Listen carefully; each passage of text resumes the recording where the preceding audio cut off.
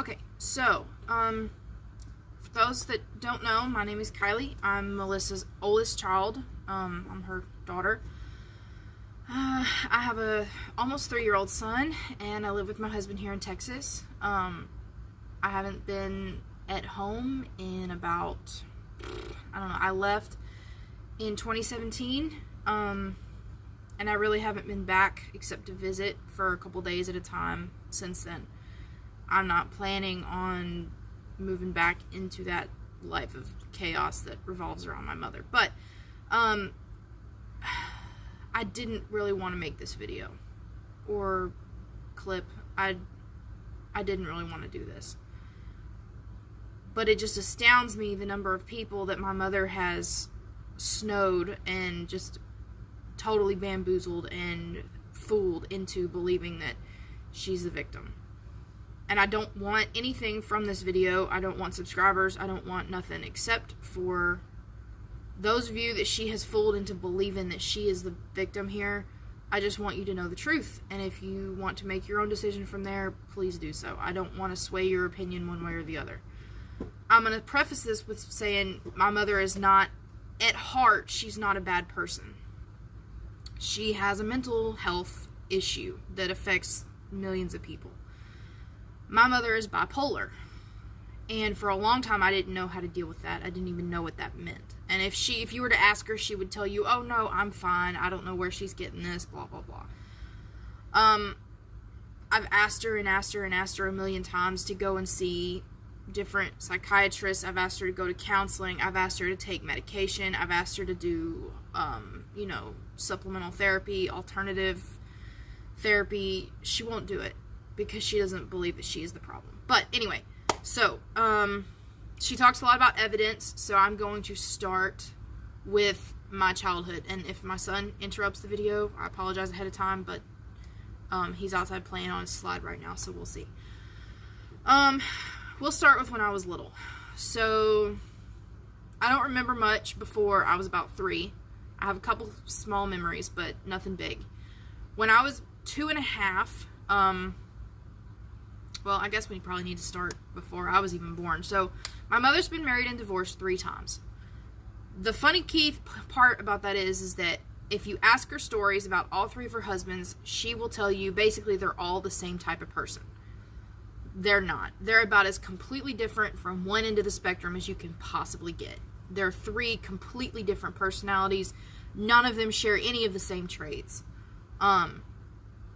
So, we'll start with my biological father, who she met when she was a teenager in Memphis. They got married. Sorry, we have flies. They got married.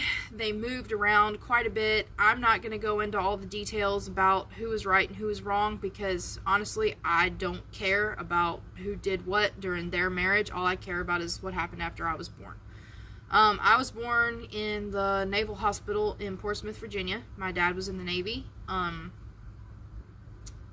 Basically, I don't care about what happened in and of their marriage itself. They got divorced when I was about, I don't know exactly how old I was when the official papers were signed, but they separated when I was about 6 months old. My mom moved in with my father's mother, so my grandmother, paternal grandmother. She moved in with her. I had an aunt. I had a grandmother. I had, my dad ended up remarrying a little bit later, so I had a stepsister. But while we were living with my grandmother, my mom would yell and scream and call the police about just stupid little stuff.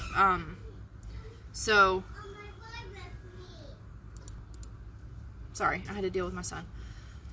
So, there's just been stories and stories and stories that I've asked. I had to do my own research. When I moved out of the house, when I was 18, when I got married, I went back because I'd always wondered what her problem was.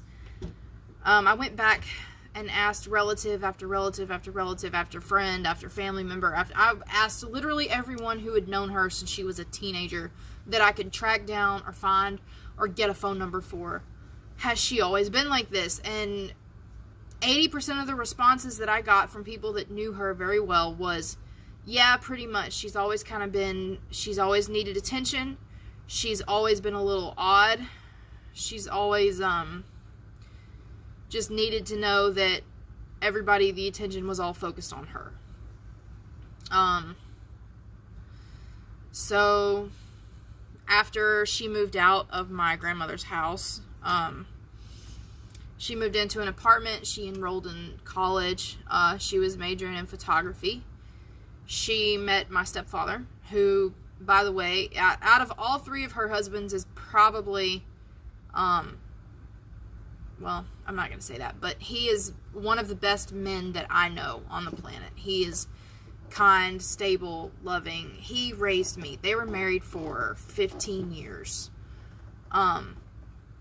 They got married in 2001, and I was almost 3. They bought a house. We moved into a nice little neighborhood. My brother was born in 2003.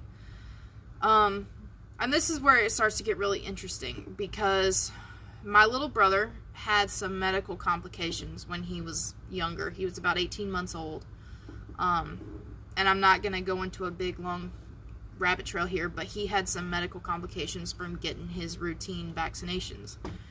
He got his measles, mumps, and rubella shot, and it gave him a brain hemorrhage. And so he was a little different after that. He's definitely not autistic, but he was very, very close. And not that there's anything wrong with being autistic at all, but just saying. He was a little different. He was a little slower. It took him a lot longer to talk. He was not nearly as social or outgoing as he once was when he was younger. So keep all that in mind. When he was about 4 is when she really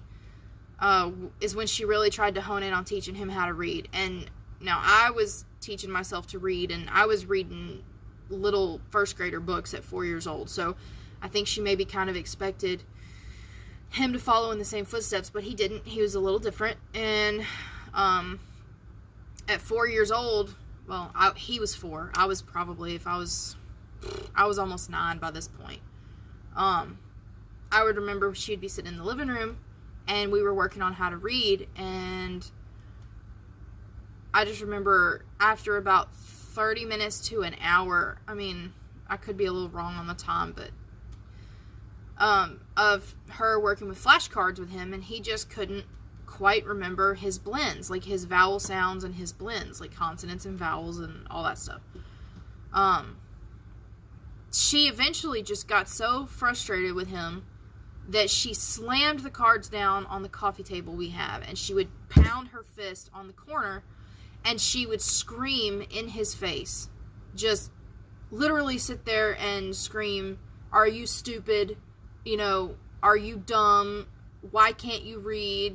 Basically. And this happened for about 20 minutes, until she finally just gave up and she left the room. And I went over and, of course, my brother was crying his eyes out, and I went over and just tried to kind of comfort him a little bit.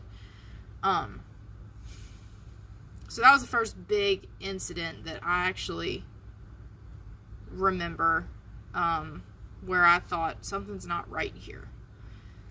Fast forward to about 2 years later, he's a little bit older, and I was supposed to do my schoolwork one day because we were homeschooled. I didn't quite finish everything that I was supposed to the day before, so my mom goes to check my work in the morning, because that's how she would do it. After breakfast, she would go and, check our homework from the day before for wrong answers, and then she would make our assignment list, and we would finish out the school day. So she went in there to check my answers, and she found out I hadn't finished my work, and I don't even remember what I didn't finish. I don't remember why it was a big deal. I don't even remember why I didn't finish it. I just remember it wasn't done. She calls me in her room, and she's like, "Why didn't you finish this?" Basically, blah, blah, blah. And I knew I was in trouble, and I knew I deserved it. But I just looked at her, and I read a lot of books when I was younger, and I was very kind of a dramatic kid.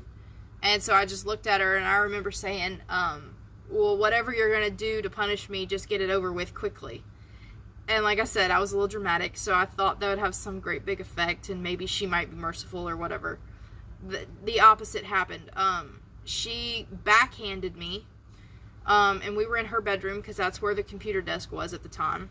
She backhanded me across the room. I hit the bathroom door frame. She grabbed my ponytail. She slammed my face into the carpet. And she was screaming in my ear the entire time, "You don't tell me what to do." And I mean, yeah, granted, I really shouldn't have probably said what I said, but for a 9-year-old kid, 10-year-old, however old I was, that was a bit extreme.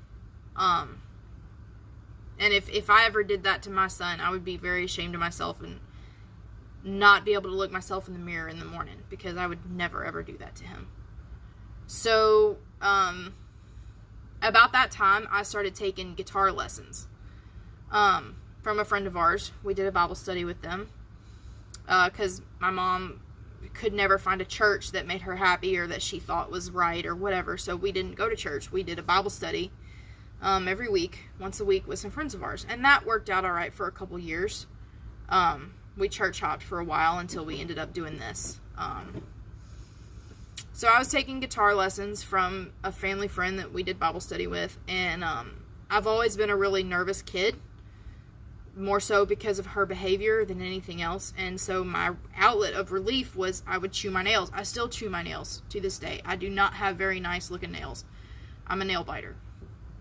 And I tell myself, well, there's a lot worse habits you could have, so I don't really stress over it. Which is probably a cop-out, but it is what it is. So I remember one day, the night before, I had a guitar lesson, and I really liked my teacher. He was a really nice guy. He had a really calming kind of effect on me, just his mannerisms and stuff. And so the next morning, I was biting my nails, and he was a nail biter. He bit his nails, and he has very large masculine hands. And so it kind of got worse, the nail biting, the more I was around him, and I don't think it was a conscious part of my effort. I think it was just me feeling comfortable with what I was already doing because somebody else was doing it. But I had a guitar lesson the night before, and we were in the kitchen, and I was making pancakes for breakfast because I did a lot of the cooking. When I was about 10, I started doing probably, a good third of the cooking for the entire family, which nothing wrong with that. And then from about 13 till I left, I did all of it. I cooked all 3 meals every day. Did most of the dishes too. But anyway, I was making pancakes for breakfast that one morning, and she caught me biting my nails in the kitchen. And I was standing at the kitchen counter, and I was just picking at my nails. And she was like, you have really manly hands. No man is ever going to want to marry a girl with hands like that.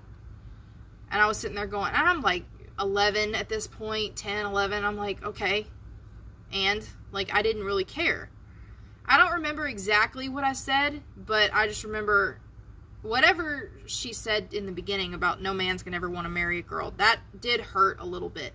I don't remember what my response was, but I remember that her response to what I said was to take me in the bedroom.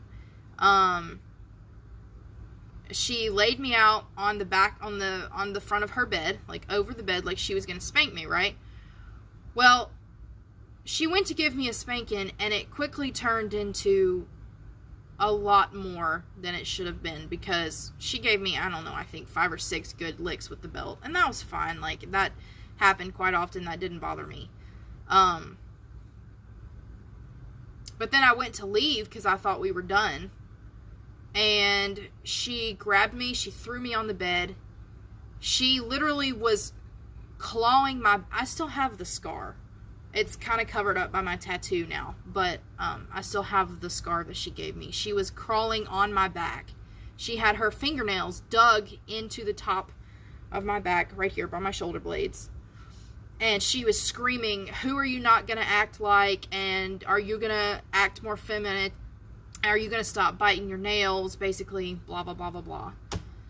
And finally, after about 15 minutes of that, or it may have been shorter, but it sure seemed like an eternity to me, she let me up, and I went off to my room to lick my wounds, so to speak.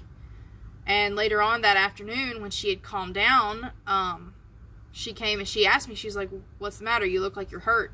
And I showed her, I said, "Well, you did this to me earlier," and I wasn't upset, and I was trying really my hardest not to make her angry again. And she was like, "Well, you shouldn't bite your nails." when I showed her what she had done.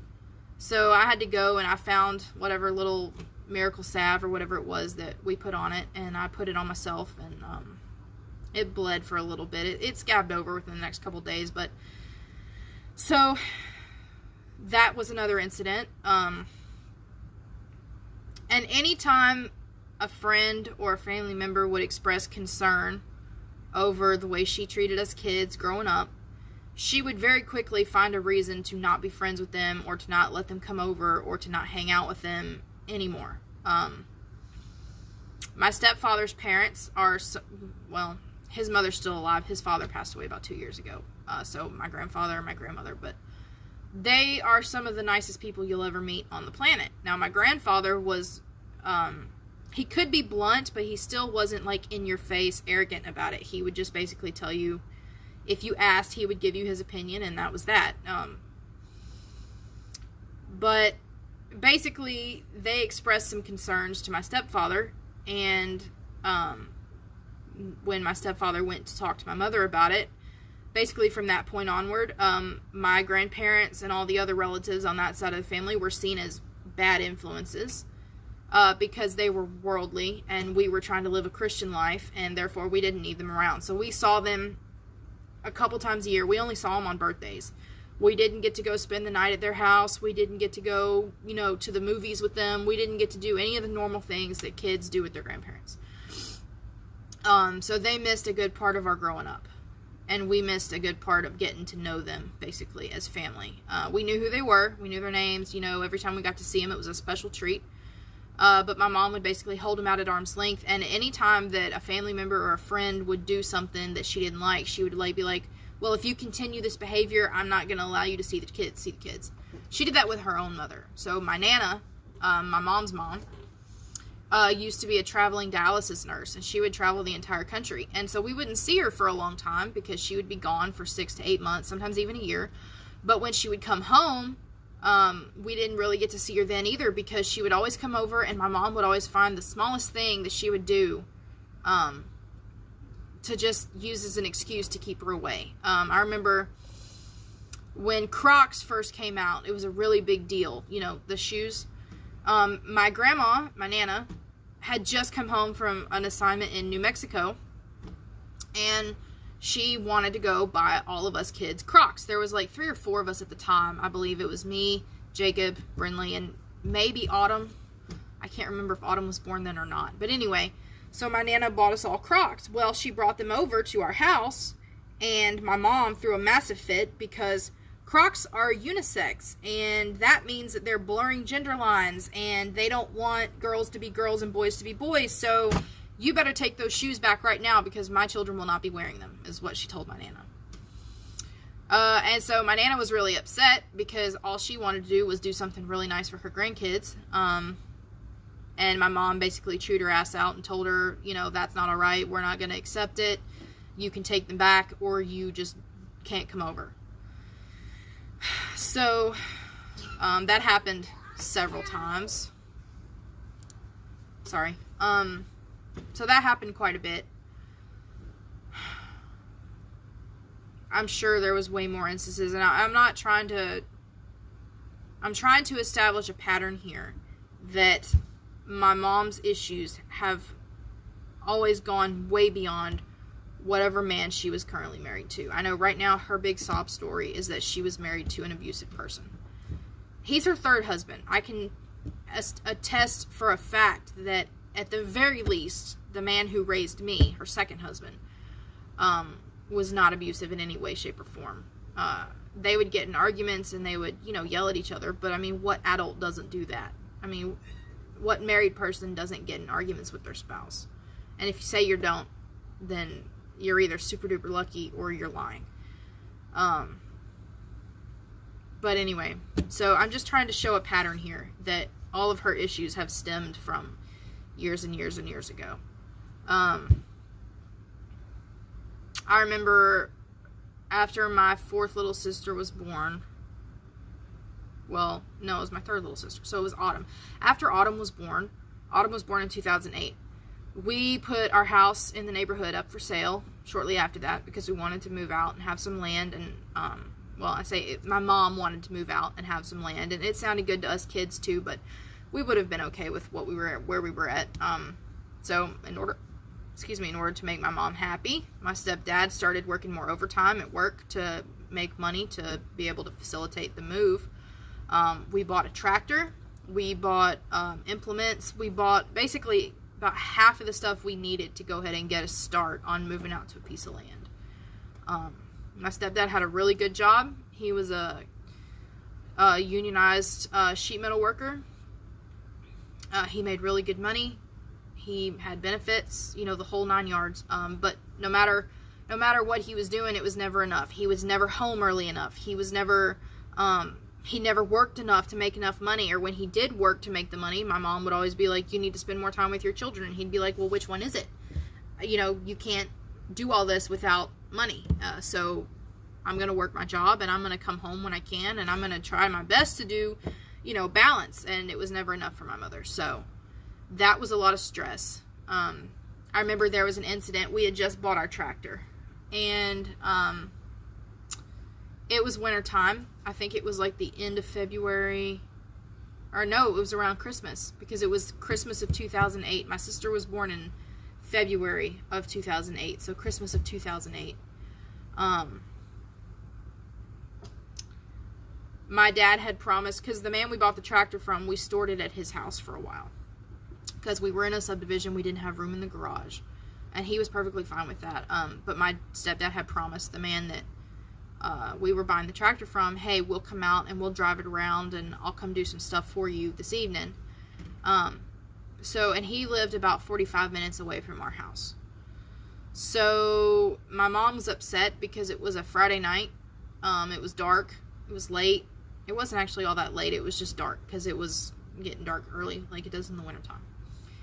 And my mom had made dinner, and so we sat down to eat, and she got mad because she didn't want us kids going with my dad to ride on the tractor, even though he had already promised us that we could go. And they had both sat down and mutually agreed that this was going to happen on this particular day. Like, it was all set up. It wasn't just a spur of the moment, hey kids, we're going to go here.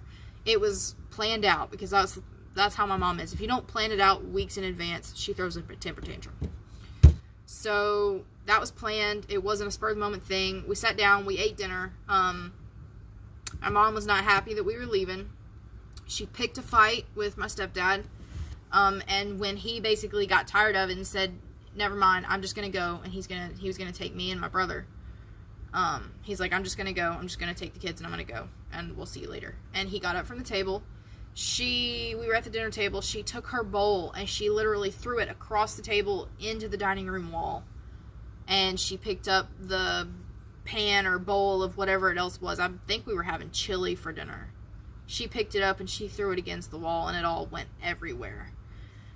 And she was yelling and screaming, and we just got up to leave. I didn't want to be anywhere near her at this point when she was having these fits. And we just got up to leave, and she was like, well, aren't you going to help me clean this up? And we were like, no. And we just walked out and we left. And that was just one of many. I feel like there was another couple incidents in there somewhere.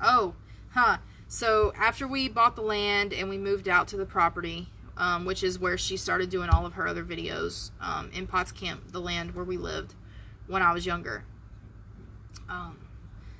She got into a fight with my stepdad again, and it got so bad, she would pick so many fights. It was just every day, it was something different.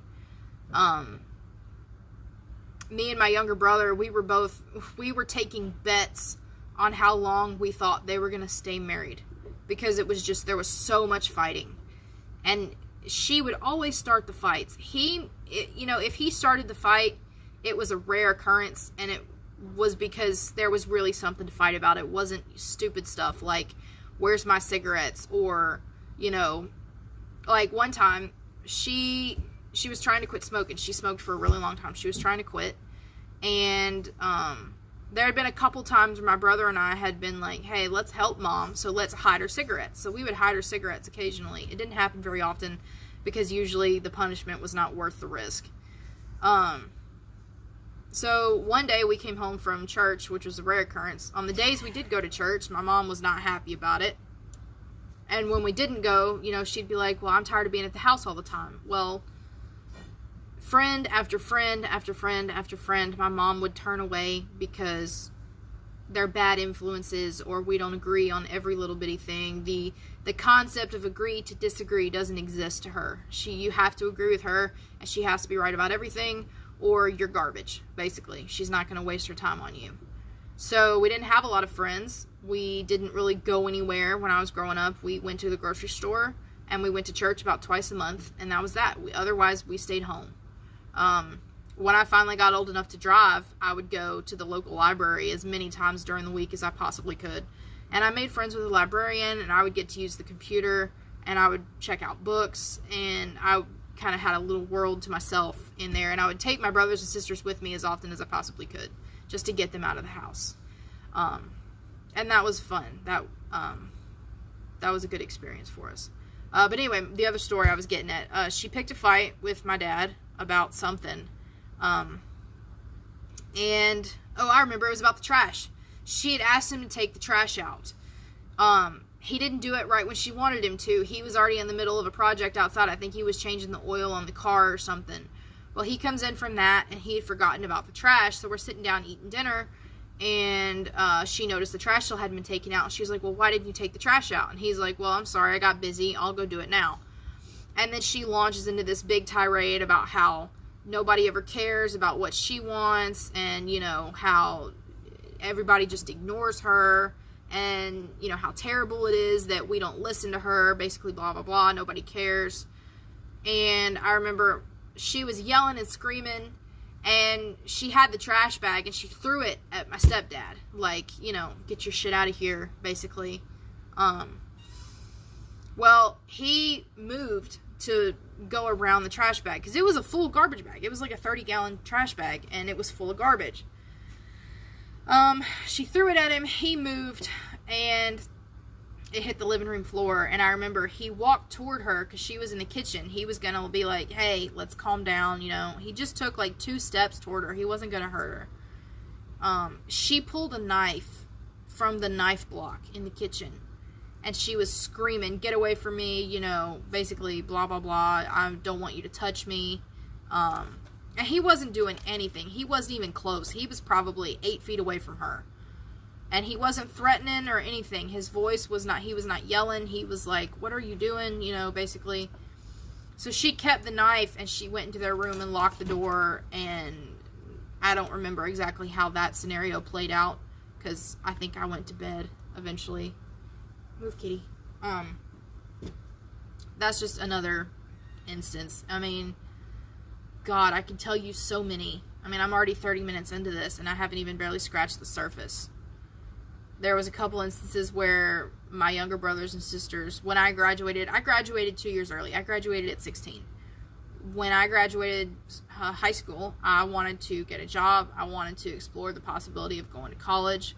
I even thought about joining the military. I just wanted to get away from her, because she was making our life unbearable. We never knew what side of the bed she would wake up on. We never knew if we were going to get good mama or bad mama. If she had a good day, she was the best mom in the world. Like, I'm serious. She was a great mom.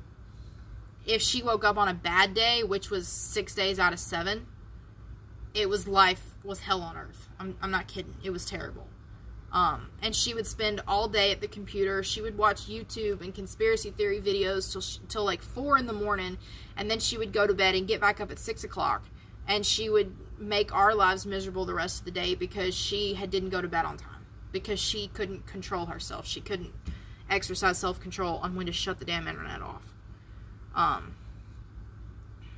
There was a couple instances where I would be doing schoolwork with my younger siblings, because basically once I graduated, I was not allowed to go out and get a job. She would tell me, no, you're not allowed to get a job. You need to stay home and, you know, prep for having your own home one day, which I did need to learn all that, but I don't think having a job would have prevented me from doing that. I think having a job would have done a lot of good for me, actually. I would have gotten out, seen a little bit more of the real world, I've been able to make money.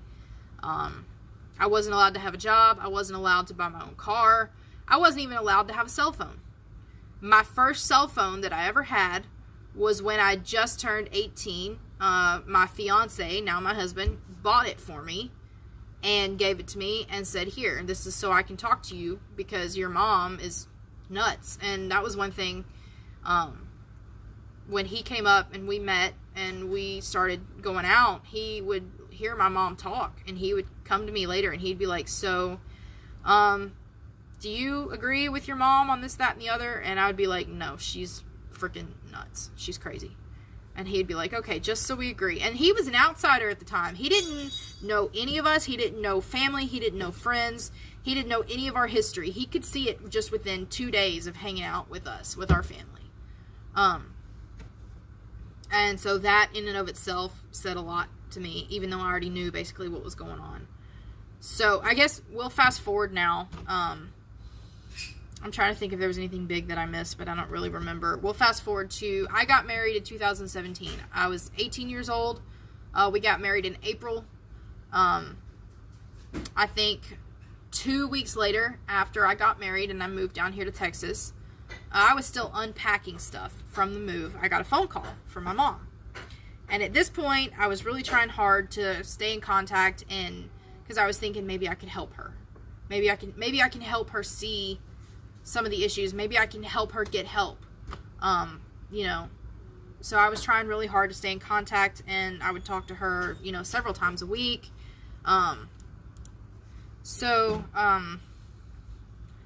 Fast forward to I got married. I moved out. It was 2 weeks after I left. I was unpacking stuff still from the move. I got a phone call. It was about 7 o'clock in the morning. And I'm not an early bird, but I was up early that day because I needed to finish moving stuff into our house. I got a phone call. She called me, and basically she said, I'm divorcing your dad, my stepfather. And I was like, okay. It hit me out of the blue. I mean, I wasn't really surprised because I kind of figured it was coming, but it kind of did surprise me at the same time, I was like, okay, fine, I guess. And at that point, because I still was very loyal to her, she loves to talk about a trauma bond. God, her kids could give you a book full about trauma bonds. I was still very trauma bonded to her, and I'm not very knowledgeable on what all the politically correct psych speak terms are, but she loves to talk about trauma bonds, so we'll use that one. I was like, okay, so I didn't argue with her. I didn't bother to put up a fight. I think it was Easter Sunday. She sat down with my stepfather and the rest of the kids, and they said, okay, we're getting a divorce, so way to ruin Easter for everybody. He moved out. He moved back in with his aunt, and until he could find a place to stay. And so about 2 years later, I think it was 2019, because it was the same year my son was born, my brother and the next two sisters after him, the three oldest of my stepfather's children, they all moved in with him. They didn't want to live with her anymore.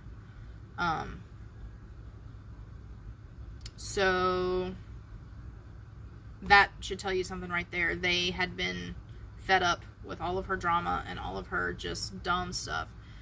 And I can't speak to everything that happened in the home while she was married to her third husband. I don't know him that well. I've spent a little bit of time around him.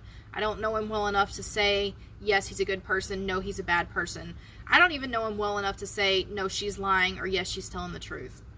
All I can speak to is my experience with her. And all I can say is that I happen to know in several instances that she has not been saying the whole truth on everything that happened. Even if he did do everything that she accuses him of, she's not telling the whole truth. She's playing it up for sympathy because she wants to be the victim. So, for instance, she would not allow him to have a cell phone. She would constantly, she tracked his cell phone. She would put GPS on his phone, and she would track him wherever he went. After that, she finally said, no, you're not going to have a cell phone, and she would take it away. And she broke several phones for him on several instances. I remember my brothers and sisters would call me and be like, Mama's at it again. And I know she's mentioned something in her last video about her drinking and how we all said that she was a drunk. She was. I don't know if she still is, but I know for a while she was. My brothers and sisters would call me freaked out because she would come home. she would take the car and she would take off for several hours at a time. And I remember I think she was 12 at that time. My sister called me when she came home that night, when my mom did, and she would be like, I don't know what's wrong with Mama, but she is nuts. She tried to wash her hands in an empty blender because she was so drunk she couldn't even walk. She was laughing and crying at the same time. My sister called me and put me on speakerphone, and I heard her. She was saying, just spewing nonsense, her words, she was slurring her words, they weren't stringing together, like they didn't make any sense, they were out of context, and she wasn't even being specific. She would just be like, the tree, the cat, water hose. It was just nonsense. It was crazy. And when someone's drunk. She came home, she smelled like alcohol. We caught her drinking and driving in the car. She was in 2 wrecks because she had been drinking and driving, even though she didn't have alcohol in the car. She had been drinking and driving. God, I don't know. There's just so many instances where I could just go on and on and on. I'm not doing this video to say that she's a terrible person. My whole life, she has tried to make everybody else feel like her drama is their drama and they're the problem. She's doing it to me. She's doing it to all my brothers and sisters, and I don't want her doing it to anyone else. Enough is enough. I just want those of you who watch her channel to know the real person behind the camera after all of these years. Y'all have watched for a good 10 years probably when she started her channel. I'm 23 now. Yeah, I was about 13 when she started it. Y'all have seen us kind of grow up. Y'all have been there for a lot. I just want y'all to know who she really is. And I'm not saying you need to quit watching her. I'm not saying you need to stop supporting her. I'm just saying y'all deserve the truth. Okay, so let's talk about the one big instance that really drove it home for me. So, my son was born November of 2019. He was born a week before Thanksgiving. It was the first trip my mother had ever made to come visit, and we set it up. They were going to come down. They were going to visit for the week of Thanksgiving. They were going to stay till like Friday or Saturday, and then they were going to go home. Well, my son was born on a Monday. My family got there on Friday. Because my due date wasn't till Thanksgiving. So my son was born the Monday before. Thanksgiving's on a Thursday. My son was born Monday before. And they got there the Friday after he was born, so the Friday before Thanksgiving they got there. And everything was great. My baby shower was planned for Sunday. I'm trying to remember. Something happened Saturday night. Oh, it was Saturday during the day. Okay, so Saturday during the day, I've got a 6-day-old baby, or a 5-day-old baby. And my baby shower is for Sunday. So we decided it was a good idea to go all the way to a town that's an hour away almost, 45 minutes to an hour away, to get decoration stuff for the baby shower, which is fine. Great idea. I had a baby carrier, I had a breast pump, I was in fine shape to go. We get to the store, we get what we need, and the worst part was it was myself, my husband, the baby, my mom, her husband, her baby, because he's 6 months older. Little Ben is 6 months older than my son, so we had little Ben. And then my husband's parents. We all had gone out. We were like, hey, we'll make this kind of a date. All of the married people will go out. We'll get what we need. We'll have lunch, blah, blah, blah. We get back in the car. We rode in my mom's car. That was the first mistake we made. The whole way back to the restaurant from where we needed to go, we went to Hobby Lobby. From Hobby Lobby to the restaurant, which was about a 15-minute drive, they fought the whole time. And it was all because my mom had been like, oh, well, he was looking at some girl, talking about Ben. And I was like, no, he wasn't. Because I'd heard all the way up until they came to visit, she'd been telling me stories. And I was like, okay, I'm going to watch him when he gets here and see if he's acting the way she says he does. He wasn't doing anything. There was one chick that worked at Hobby Lobby that walked up to us and was like, hey, do y'all need help finding anything? And Ben and Alan, my husband, and Alan's dad were walking around the store, kind of just waiting on us to be done. And they were like, no, we're just waiting on the women. Thank you. And she walked away. And Ben was talking to my husband, and, like, he wasn't doing anything that could possibly be construed as interested or looking at that other girl, like, not anywhere close to it. So my mom picked a fight about that all the way back to the restaurant. We get to the restaurant. We get in line. We're at Freebird's Burritos. We get in line. We order our food. We make it all the way out to the counter. The girl that checks us out at the end of the counter, if you've been to Freebird's, you know it's kind of like a Subway or a Chipotle setup, which I think Chipotle is better than Freebird's. Just going to say. Chipotle is way better than Freebird's. We get to the end. The chick that's going to check us out, she's wearing a blue shirt. Ben is wearing a blue shirt. And my husband, Ben, and my husband's dad all ordered the exact same burrito. But I think my father-in-law had put guacamole on his or something. I don't remember. There was a little bit of difference between Ben's burrito and the other two. And so she was like, okay, well, to remember, I'll put blue shirt on Ben's burrito because Ben was wearing a blue button-up. He was like, okay, yeah, thanks. So he smiled. He said, thank you. He paid for the meal. We all went to go sit down. The minute we sat down, and I watched, like I said, I was watching him. He didn't do anything that could be even remotely construed as flirting or interested in the other girl, checking her out, nothing. He paid for the meal. He smiled. He said, thank you. We all went to sit down. The minute we sat down, my mom started fighting with him again about how he smiled at the waitress and how that means he's flirting and blah, blah, blah, blah, blah. On the way home, after the restaurant, my mom asks, hey, can we stop at the store so I can get a drink? And I'm sitting there going, sure, I don't care. Well, she goes in the gas station and she comes out with little, I don't know what you call them, like little 1-ounce bottles of vodka.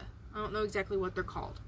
But she's like, hey, when we get back to the house, can I make myself a screwdriver? And I'm sitting there going, yeah, it's Saturday afternoon. If I could drink, I would, after, this whole fiasco. So, yeah, you can use some of our orange juice and you can make yourself a drink. I'm like, okay, so we're up at my in-laws' house because we live next door to my in-laws. So we were at my in-laws' house all of that evening. I wasn't really paying attention. I know she kept coming back down to our house, but I'm like, okay, she just needs to grab a couple things. She kept making herself drinks, and she made herself probably 3 or 4 screwdrivers, over the afternoon. And I'm like, okay, it's not really a big deal. But she would put, like, a lot of vodka to orange juice. It was a lot. It was enough to make me a little, like, that's a lot, but okay. At the same time, during this time, she had a Xanax prescription, and she would take her Xanax, and she would drink on top of taking it. And so it made her completely crazy. Worse than usual. So Saturday night, she gets into a fight with my brother-in-law. And by the way, this brother-in-law is now passed away, so I'm not going to put his name on here. But she got into a fight with my brother-in-law. And now, my brother-in-law, this particular brother-in-law, I was not his biggest fan. I didn't think he was, that great of a person. But I have to give him props for this. He was acting way more mature than my mother was that night, which is odd for him. Usually he was the lowest one in the room. But this time he actually had some really high caliber morals. She picked a fight with him about something to do with eschatology. Revelations, the churches, basically. Oh, I remember. It was who the Antichrist will be and who the beast is that's spoken about in Revelations and whether or not it's going to be Islam or the Catholic Church or basically blah, blah, blah. So they got into an argument about it. And my brother-in-law said, I'm not going to talk about this with you anymore. And he went to go get his coffee cup and he went to walk away. She followed him into the kitchen, around the hallway, back into the living room, back to the kitchen. And she was yelling, well, don't you agree? Blah, blah, blah. Don't you think this is right? Don't you think this is right? Look at me when I'm talking to you. Basically, blah, blah, blah. I had to walk in the kitchen and grab her by the shoulders and turn her around and say, look at me. He already said he's not going to discuss this with you. Let it go. He's not going to go and back and talk to you about it anymore. He said he's done. Let it go.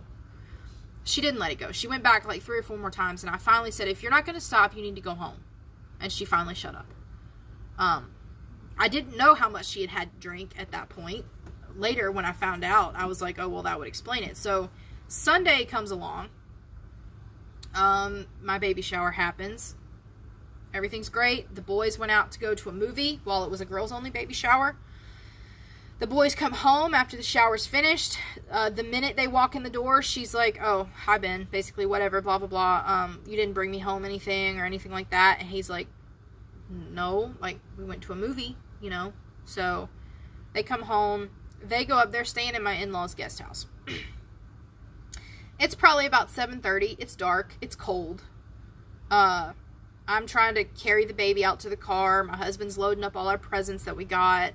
We get in the car. Our car won't start. And so we're like, oh, great. You know, could this day get any better? So I'm juggling a newborn. You know, I'm holding gifts in my other hand, and we're trying to get the car to start. It won't start. I get a call from my mom, who's up at the guest house. I didn't answer the first time because I was busy, and I was thinking she just wanted to tell me goodnight or whatever. She calls back two more times. So I finally answered the phone on the third call, and I was like, yeah, what you need? And she's like, can I come sleep at your house?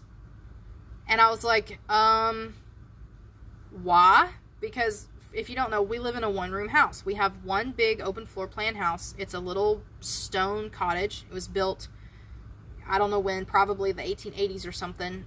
The porch was added in 1943, and we know the house was here long before that. So I don't know exactly how old this house is, but it's one room. There's just enough room for a bed, a couch, and a dresser, and my son's bed now. There's not any extra room.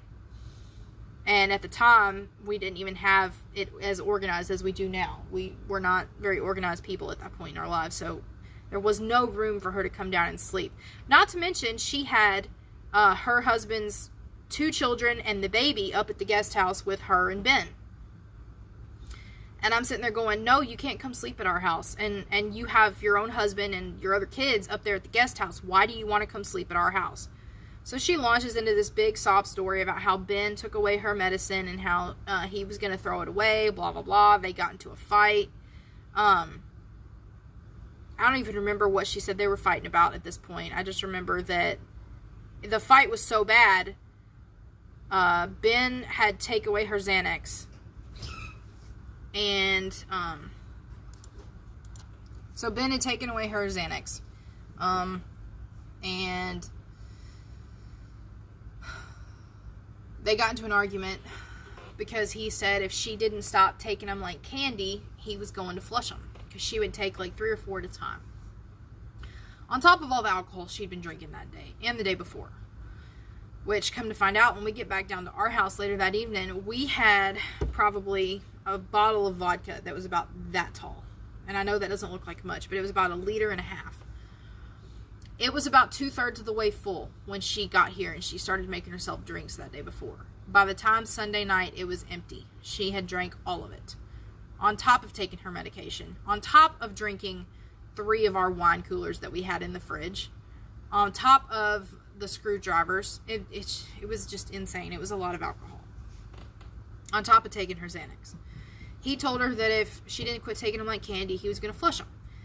Now, in the guest house, the living room is separated from the bedroom by a door. He closed the bedroom door, and he was going to go hide her Xanax so that she couldn't keep taking them.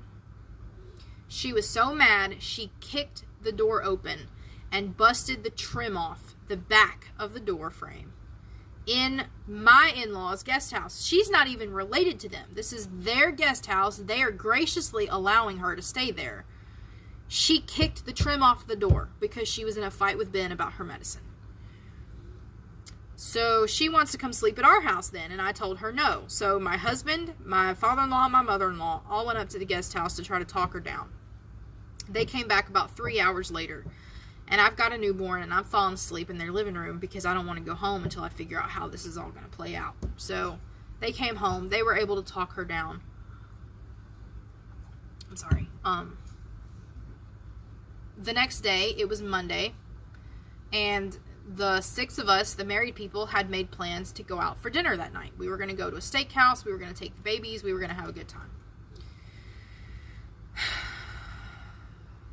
That day, my mother woke up not feeling well. Some of the kids were not feeling well. So my mom basically slept all day. She called me at about noon, maybe 1 o'clock that Monday. And she was like, is Ben down there at the big house? Because he was. He had brought the kids up. He had washed some laundry. He was going to make her lunch and take it back. He was up there with the rest of us, and he was hanging out. He was letting her sleep because she'd been up all night with kids throwing up. So he's like, okay, I'll take the kids up there and I'll let them sleep. He washed 2 loads of laundry for the sheets that were my mother-in-law's sheets that the kids thrown up on. He made her lunch. He fed the kids. You know, he got them all settled. He was up there just hanging out, talking to my husband and my father-in-law. My mom calls me. She's like, is Ben up there? I'm like, yeah. Because at this point, I'm thinking, okay, it's a new day. We'll start over. Everything will be fine. Wrong. She calls me. Ben's up at the big house. She's like, well, I asked him not to leave me alone because I was sick, but I guess that's what you get for having a lousy husband. Hangs up. I'm like, oh boy. Well, Ben had heard the phone ring, and he came in the room, and he looked at me, and he was like, is she awake? I was like, yeah. He's like, do I need to go up there? I said, no, let me go. So I went up there. I put my baby down to sleep for a nap in my in-laws' other room in a crib. I went up to the guest house, and she was in the shower. I said, what is your problem? Like, why are you upset? And she's like, well, I asked my husband not to leave me, but I guess he just decided to do it anyway. I was like, well, he's up there, he's washing laundry, and he took care of the kids. He fed them lunch. He got them feeling better. He made them some tea. You know, basically, he's doing what any good father would do. He's taking care of his kids, and he's letting you sleep, and he wasn't even going to bring you lunch back. And I told him not to come and that I would come down and talk to you. And she's like, well, I guess that's what you get, and blah, blah, blah. And I don't even remember how the big argument got started. I think I told her that her attitude needed to be in check. I think I told her she needed to get a better attitude.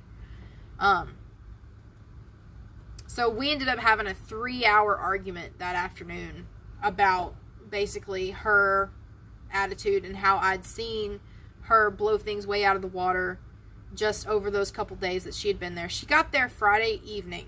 This was Monday afternoon, so just over the weekend. I had seen so many instances of her just being completely out of control and blowing things out of proportion.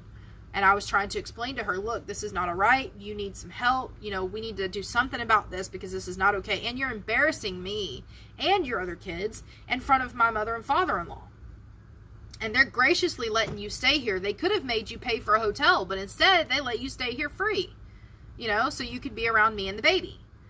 So I'm trying to explain to her that this is not all right, you know, basically. And we both were yelling. I didn't call her any names, but she was pretty out of control, and she was yelling and screaming. And finally, she looked at me point blank, and she said, what are you trying to say? Are you trying to say that I'm crazy? And I said, well, to put it bluntly, yes, you need some help. Because this is after years and years of me watching her do stuff like this. And I was done. I was so totally done with it. And she was like, are you trying to say that I'm crazy? And I said, yeah, you need some help. You are crazy. You need some help. And my mother-in-law came up there to see how it was going, and she kind of diffused the situation. And we ended up, I gave my mom a hug, and we went back up to their house where the baby was. And I was like, okay, calm down. I think we're done with that. So my mom and Ben come up to my in-laws' house later to get ready to go because we're all going to go out to eat.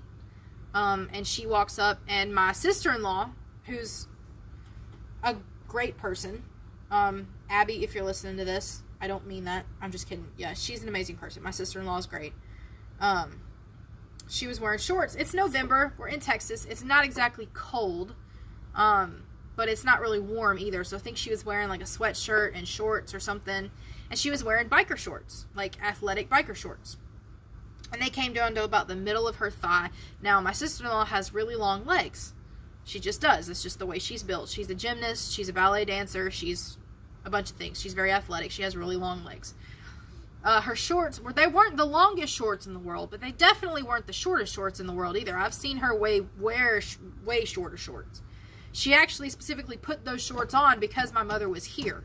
And she heard me tell stories about how she would cause things to be a fight. My mom walks in. My sister-in-law's in the kitchen making a cup of coffee. I have a week-old baby at this point. He is exactly a week old. I took him in my mother-in-law's bedroom to feed him and to pump before we went out to eat. Well, my mom picks a fight with my sister-in-law in the kitchen, and she walks up to my sister-in-law and she goes, I just want you to know that I think one day you're going to have a husband who's going to care about the way you dress, and you're going to need to have a come to Jesus moment about the way you dress around other men. And my sister, and this is in my mother and father-in-law's house. I'm not kidding. This is in their house, in their living room. And she had chewed out Ben for looking at Abby the wrong way, which didn't even happen. Ben was in the living room and Abby was in the kitchen, and it was just, regardless, it was ridiculous. She comes in the bedroom and she starts complaining about what Abby's wearing to us. This is before she confronted Abby. I forgot. She came in the bedroom and she confronted me and Alan, and she was like, hey, basically she started complaining about what Abby was wearing, and she wanted me and Alan to back her up. And I was like, no, I'm not going to back you up. This is their house. Abby can wear whatever the hell she wants. This is her house. Within reason, she can wear whatever she wants. You have no business telling her what she is and isn't allowed to wear. She's not your kid. She's not even your sister. She's not even your friend's kid. She's my sister-in-law, and you don't even know her that well. It's none of your business.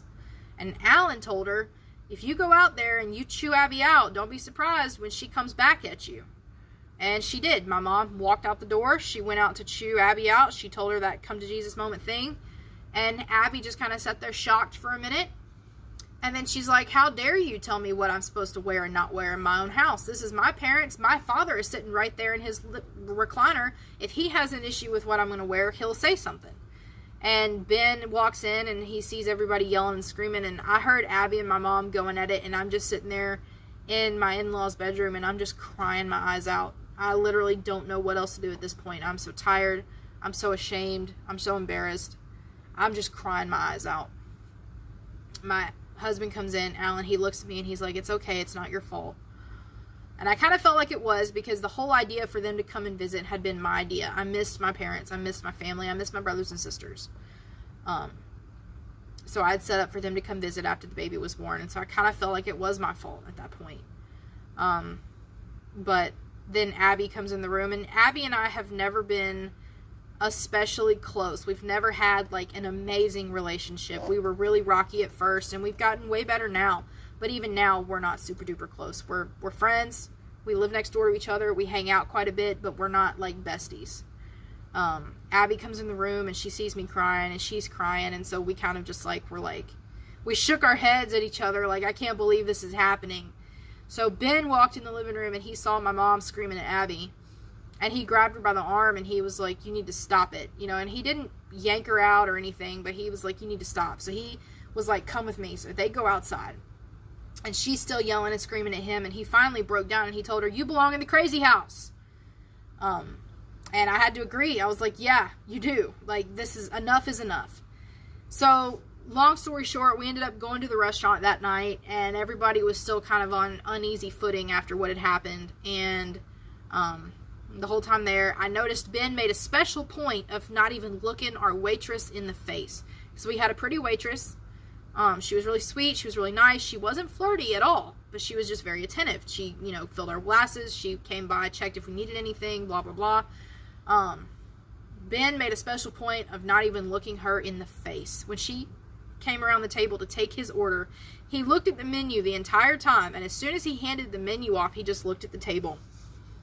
And in fact, when she brought his food around, Ben was so interested in not paying attention to her that she actually thought he was ignoring her, and she was a little offended because she thought he was being rude because he didn't like her because she was black. And he was like, no, I'm sorry. So we diffused that situation. We got home, and we still had to hear about how he was flirting with the waitress and blah, blah, blah. And we all just kind of looked at each other like, I cannot believe this. So the next day, my mom woke up sick again. Pretty sure she was hungover. My brother and sister, I had a 12-year-old sister, I had a 13-year-old sister, and I had a 15 or 16-year-old brother at the time. Each of them separately went to my mother and father-in-law and apologized for my mom's behavior. When your 12-year-old daughter goes and apologizes to your host for the way you have acted at their house, something is not right. Something is wrong. You have serious issues. Your 12-year-old daughter should not be apologizing for any of your behavior. If anything, it should be the other way around. Which, no, it really shouldn't. But you know what I mean. If your 12-year-old kid goes and apologizes to someone else for your behavior, there's an issue. That was the last time my mother has been to visit. She's not welcome at my in-laws' house anymore because of all that. They ended up, Ben was so embarrassed and the kids were so embarrassed with her behavior, they left early. They didn't even stay for Thanksgiving. It's about a 13-hour drive from our house to theirs. They left about 4 o'clock Tuesday afternoon because as soon as my mom woke up, Ben was like, I can't stay here anymore. We're leaving. So he packed them all up and they left, and they got home about 4 o'clock in the morning Wednesday, and they didn't even stay for Thanksgiving. That was the week up. So it was Tuesday, Thanksgiving was Thursday, they left. Which was fine with me. I was kind of sad to see them go, but I was also very glad to not be around all that drama anymore. So that was the last big thing that kind of the straw that broke the camel's back. Ever since then, my mom and I have been in a very rocky relationship. I have done everything I can to explain to her that she needs help. Oh, and what she brought up in her last video about Ben trying to have her committed, that was not Ben. That was me. I did try to have her committed to an inpatient 30-day rehab program. Because 1, her drinking had gotten out of control. Because 2, she was on like 3 different psych meds at one time. And she was mixing them, and she was mixing them with alcohol. She was taking them on empty stomachs. She was just being very irresponsible, and it was putting my siblings in danger. And 2, because she is bipolar, and I was hoping that if she was in an inpatient program, then they could possibly help her with that scenario, get her some medicine that would work, get her sober, all that good stuff. And I had contacted Ben. I don't talk to Ben at all. I had been in contact with him a little bit after their first divorce because of the baby. They were sharing the baby at that point. So I did contact Big Ben, and I was like, hey, can you help me with this? Because since I don't live in that state, I cannot actually have anyone committed as, mentally incompetent because I don't live there. But Ben did. And I reached out to him and I was like, hey, can you help me with this? I really think this would be the best thing for her and for the baby in the long run. So he agreed to help. It never really went anywhere because people backed out. There was a couple of other people that were going to help us and got cold feet. And so it never panned out. But that was not Ben's fault. That was all me. That was all me. And I stand by it, and I would do it again. And I really think it would be best for her to get some mental help. So, right now, my mother has me blocked on social media, except for YouTube, because she can't block anybody on YouTube. She has me blocked on Facebook, Instagram, which is fine with me, because I really don't want to see her videos anyway. The only reason I'm subscribed to her YouTube channel is so I can kind of keep an eye on my baby brother, because I was there when he was born. I love that child almost just as much as my own son. He deserves so much better than he's got for a mother. We all deserve so much better. My stepfather now has custody of all 5 of his children, so all of my brothers and sisters except for little Ben, and they're thriving.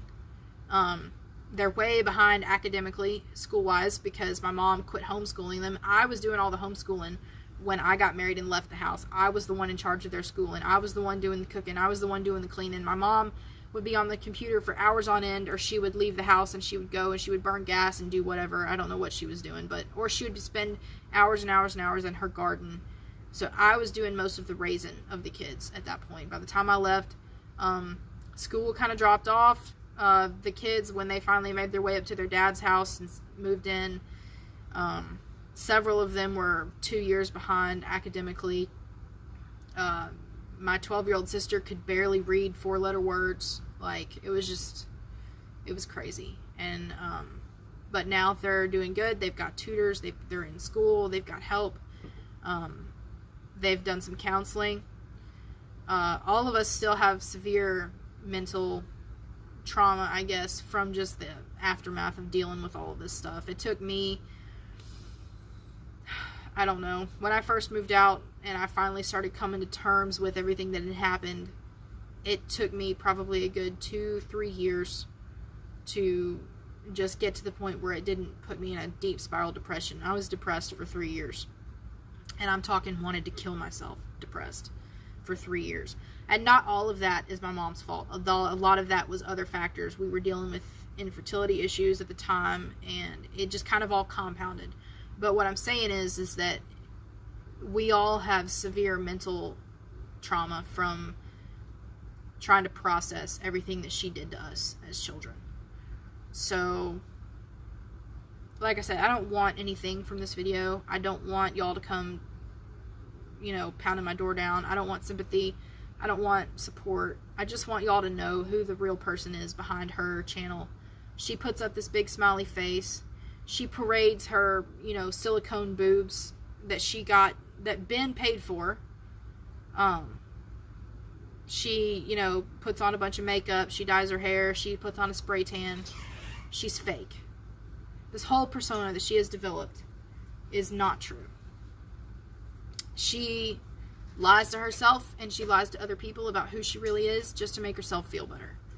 And I don't understand why. I wish she was different. I wish my childhood had been different. I wish that everything had turned out way better. I wish that we were all still one happy family.